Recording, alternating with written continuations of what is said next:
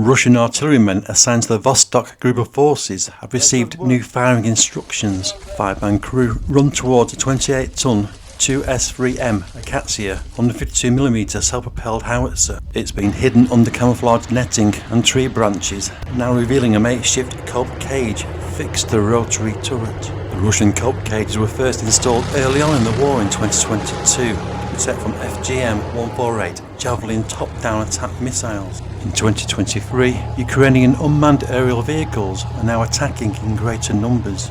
Munitions are dropped from height using a range of explosives. These are often released with high accuracy, often immobilizing or destroying Russian armour. Interestingly, the crew, now on the move, have retained the camouflage netting over the cope cage. This would appear to restrict the effective use of the 7.62mm remotely controlled PKT tank machine gun. This archive footage shows the clean lines of a 2S3M Akatsiya without a cope cage. This 2S3M1 Akatsiya is one of the older variants in the Russian infantry, mostly built in Soviet times between 1987 and 1993. Its communication and technology systems are basic at best and definitely no GLONASS, the Russian version of GPS. The fire mission today is against a Ukrainian position near the border of the Donetsk and Zaporizhzhia Oblast. Here, a Russian soldier with a radio and an AK-47 assault rifle has to stand in an open field and set up a Soviet-era KMZ artillery aiming circle, a periscope artillery compass instrument. The KMZ artillery aiming circle provides angles of fire. The target distance is relayed over the radio by a reconnaissance drone operator. The Akatsiya gunner then receives a radio transmission from the soldier with the KMZ artillery aiming circle and adjusts his angle of fire accordingly.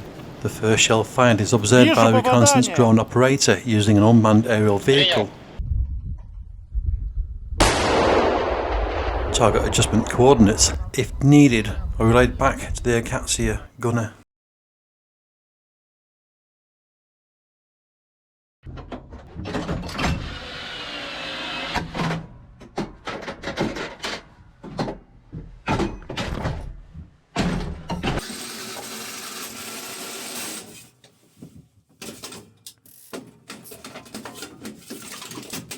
Готов.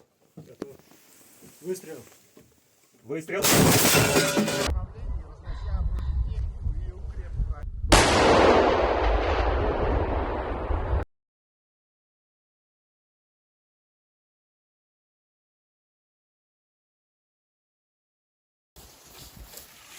The Soviet-era D-20 towed howitzer, seen here, on which the Akatsiya is based, has of course the same short-range issue. The days of a 6-unit Akatsiya battery pounding a nearby enemy position in an open field are probably over. There is an ongoing attempt to modernise Akatsiya howitzers. Here a variant is fitted with GLONASS satellite navigation system, new gun barrel, an improved fire control system, giving it an extended firing range of up to 15.54 miles. These have been manufactured in low numbers and will have little impact in the war in Ukraine.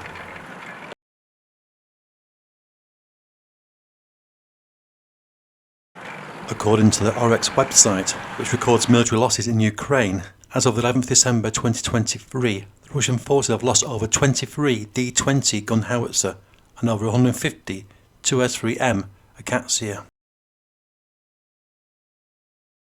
Thanks for watching.